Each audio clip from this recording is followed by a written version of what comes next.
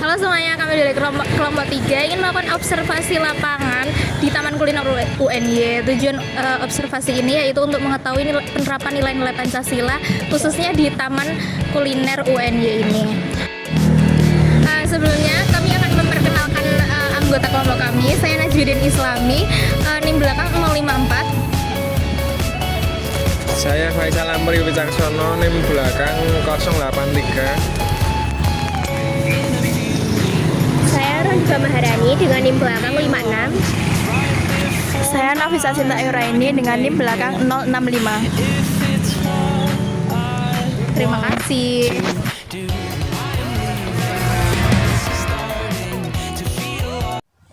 Alasan kelompok kami melakukan observasi lapangan pada ekosistem pasar kuliner UNY atau biasa disebut dengan Taman Kuliner UNY penting untuk ditumbuhkan nilai-nilai Pancasila dalam peradaban.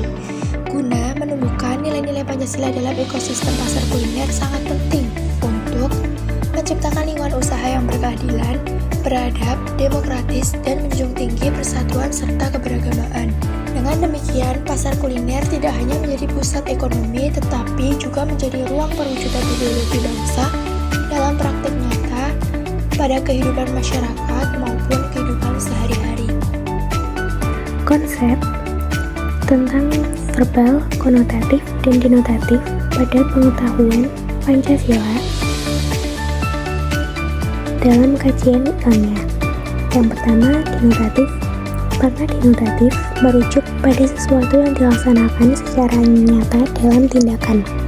Ini adalah bukti implementasi langsung dari nilai atau prinsip yang diyakini seseorang. Yang kedua, konotatif.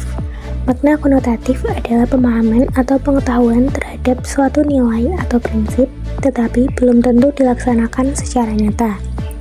Orang yang memiliki makna konotatif paham nilainya, namun bisa jadi belum menerapkannya dalam kehidupan sehari-hari. Yang ketiga, verbal. Makna verbal terjadi ketika seseorang hanya sekedar mengucapkan nilai atau prinsip, tetapi tidak memahaminya secara dalam, apalagi melaksanakannya. Biasanya hanya bersifat simbolik, formalitas, atau hanya slogan. Penerapan nilai Pancasila pada pasar kuliner UNY atau biasa disebut dengan Taman Kuliner UNY telah mencapai 5 sila. Pada sila pertama, dengan nilai pengakuan adanya Tuhan Yang Maha Esa. Dalam praktik nilai tersebut yaitu meyakini keberadaan Tuhan sebagai dasar moral dan spiritual dalam kehidupan.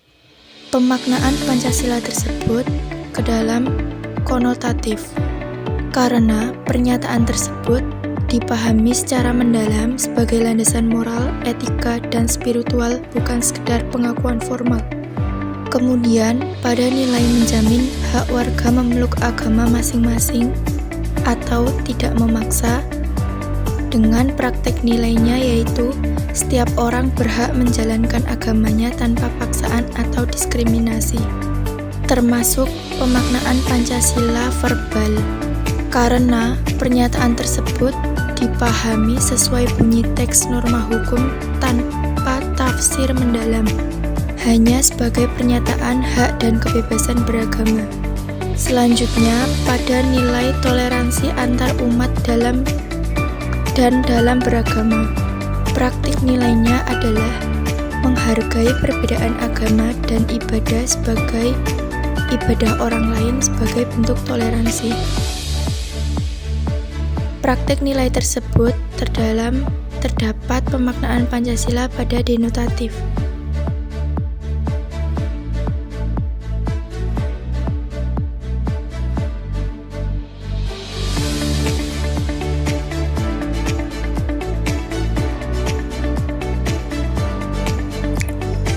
Kemudian pada sila kedua yaitu kemanusiaan yang adil dan beradab, terdapat beberapa nilai. Salah satunya menjunjung tinggi kemerdekaan sebagai hak. Untuk praktik nilainya yaitu penjual bebas menjalankan aktivitas tanpa paksaan. Nah, ini sesuai dengan pemaknaan Pancasila yaitu denotatif, karena pemahaman Pancasila telah dilaksanakan sesuai tindakan. Nah, kemudian untuk yang selanjutnya yaitu nilai penegakan hukum yang kuat jika terjadi penyimpangan. Nah, ini untuk praktik nilainya yaitu saling menjaga aturan dan etika dalam berdagang. Nah, ini sesuai dengan pemaknaan Pancasila yaitu denotatif. Yang selanjutnya yaitu prinsip kemanusiaan. Untuk praktik nilainya yaitu saling membantu saat salah satu pedagang tidak hadir. Untuk pemaknaan Pancasilanya yaitu denotatif, karena nilai tersebut telah dilaksanakan melalui tindakan.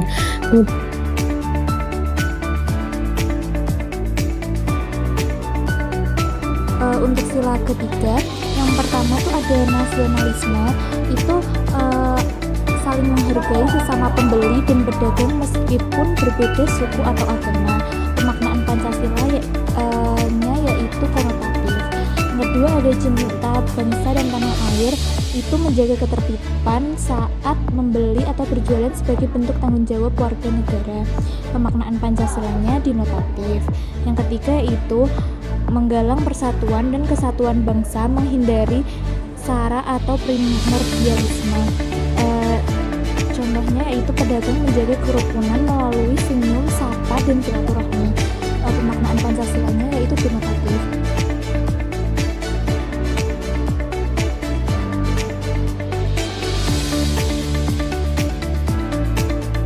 Pada sila keempat, dengan nilai permusyawaratan, praktik nilai tersebut yaitu penjual berkumpul untuk membahas kebijakan pasar seperti jadwal terbuka, kebersihan, dan lainnya. Praktik nilai tersebut termasuk ke dalam pemaknaan Pancasila denotatif karena musyawarah dilakukan secara nyata melalui diskusi bersama untuk mencapai mufakat. Kemudian, pada nilai kejujuran bersama, praktik nilainya yaitu pembeli dan penjual jujur saat membayar dan memberi kembalian. Praktik nilai tersebut terdapat pada pemaknaan Pancasila denotatif karena kejujuran diwujudkan langsung dalam tindakan sehari-hari tanpa makna tersirat.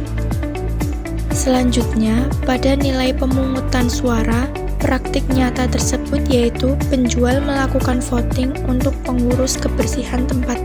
Pemaknaan Pancasila dari praktik nilai tersebut yaitu denotatif.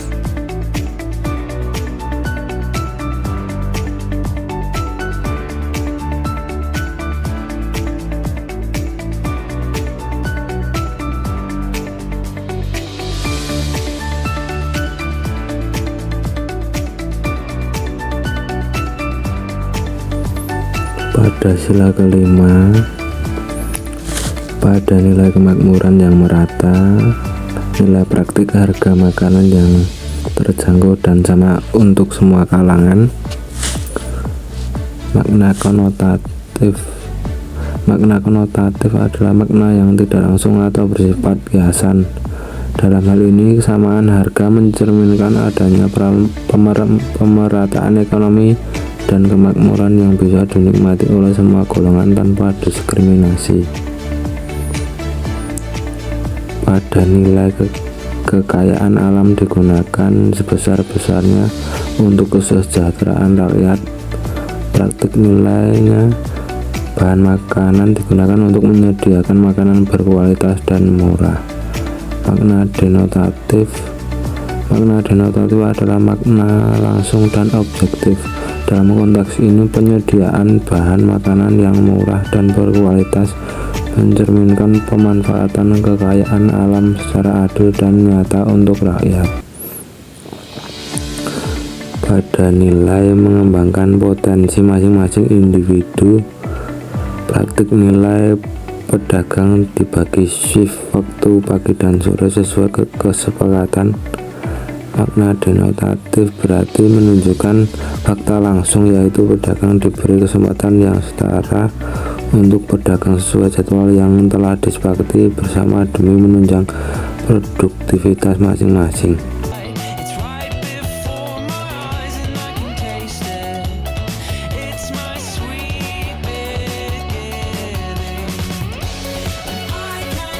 Pertama, apakah Mbak merasa para pedagang di sini jujur soal harga? Menurut aku jujur, karena dengan harga yang sangat worth it, kita bisa mendapatkan makanan yang menurut saya enak dan juga banyak porsinya.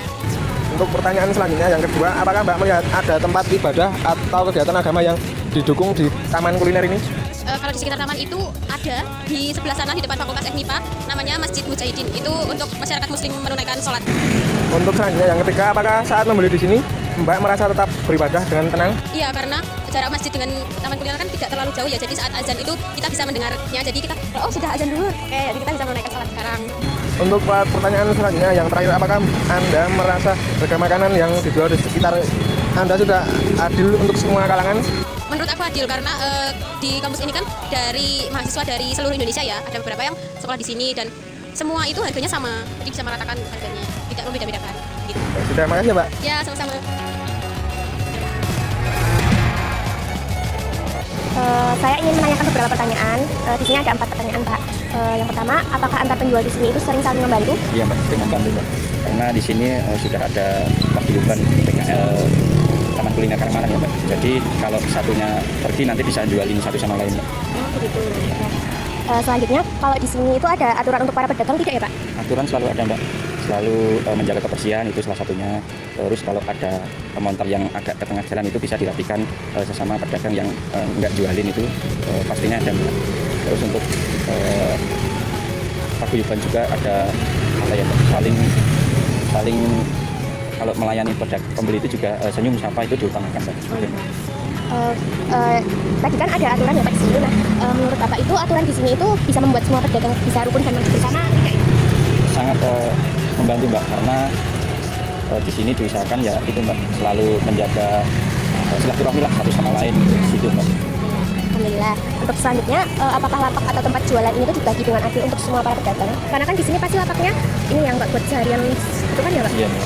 Itu ada pembagian Mbak, yang shift pagi itu jam 8:30 nanti sampai jam 4:30. Itu kalau shift pagi. Nanti kalau shift sore juga ada Mbak, jam 4:30 nanti sampai jam 9 atau enggak jam 10 malam. Ada 2 shift Mbak. Yang selanjutnya, apakah transaksi jual beli di sini itu dilakukan secara adil dan saling menguntungkan Pak? Iya Mbak, secara adil dan menguntungkan, karena sekarang sudah ada QRIS juga sangat membantu untuk transaksi jual beli dagangan kita Mbak. Mau tanya Kak, kalau kakaknya itu kalau sedang makan di tempat umum dan terjadi antrian, apakah kakaknya itu bersedia antri dan menghormati giliran orang lain atau gimana ya Kak? Sesuai antrian sih, jadi bersedia antri. Baik, lanjut pertanyaan selanjutnya ya Kak. Apabila nih kakak terjadi kekeliruan pesanan, apakah kakaknya ini menyampaikan secara sopan dan mau berdiskusi dengan pedagangnya atau gimana ya? Ya, jadi kalau ada kekeliruan pesanan itu, biasanya kita langsung bilang ke pedagangnya dengan pelan-pelan ya, dengan hati-hati. Baik Kak, selanjutnya tuh pertanyaan yang ketiga itu saat membeli makanan nih, apakah kakaknya itu tetap bersikap ramah kepada pedagang maupun pembeli lain yang itu tuh berbeda suku agama atau latar belakang gitu Kak? Gimana reaksi kakaknya? Ya, biasanya kita saling menghargai ya untuk pembeli yang lain juga. Oke Kak, terus saya mau nanya lagi nih tentang apakah kakak merasa penting untuk bersikap jujur kepada saat membayar makanan, bahkan ketika pedagang tidak menghitung kembali uang kembaliannya, gimana tanggapan kakaknya? Biasanya kalau kembaliannya salah ya, itu biasa jujur langsung bilang ke pedagangnya ya kalau uang yang dikembalikan itu salah, karena itu juga salah satu bentuk penghargaan. Untuk nomor 5-nya itu identifikasi minimal satu praktik kegiatan yang mencerminkan hierarkis piramidal di ekosistem tersebut. Dapat didukung dengan data lapangan. Yang pertama itu ada yang pertama itu sila pertama, ketuhanan yang Maha Esa. Praktik musyawarah didasari oleh semangat silaturahmi, saling menghargai dan senyum sapa antar pedagang tanpa memandang suku atau agama. Nah, di situ tuh ada diusahakan ya Mbak itu selalu menjaga silaturahmi satu sama lain. Nah, untuk sila kedua yaitu kemanusiaan yang adil dan beradab, itu ada rasa saling membantu agar saat pedagang tidak hadir dan sikap jujur dalam memberi atau menerima kembalian. Nah, di video kami ada kata nanti bisa saling jualin satu sama lain Mbak. Ada juga kalau kembaliannya salah, biasanya kita jujur langsung bilang ke pedagangnya gitu. Yang ketiga itu Persatuan Indonesia. Komunitas pedagang tidak membeda-bedakan latar belakang, hidup rukun dan menjunjung rasa senasib dan sepenanggungan. Nah itu ada di video kami, kita saling menghargai ya untuk membeli satu sama lain juga. Yang sila keempat yaitu kerakyatan yang dibimbing oleh hikmat kebijaksanaan dalam permusyawaratan atau perwakilan. Nah di situ musyawarah dilakukan secara demokratis seperti voting pengurus dan pembentukan aturan bersama. Dalam video kami ada voting untuk pengurus, kebersihan tempat.